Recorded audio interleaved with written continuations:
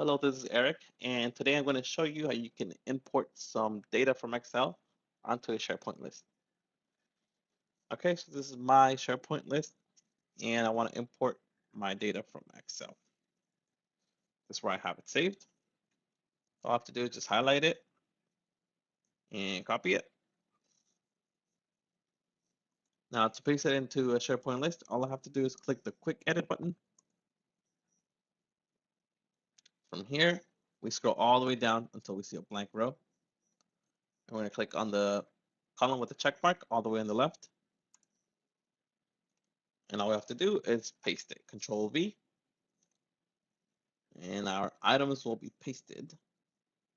And you'll see a little icon, a wheel, scrolling all the way down, item by item. That's showing us that every item is being saved. So once it goes all the way down, it's scanned all your items, then you can click the Exit Quick Edit button, and all your changes have been saved. And that's how you import data from Excel onto a SharePoint list. Thank you.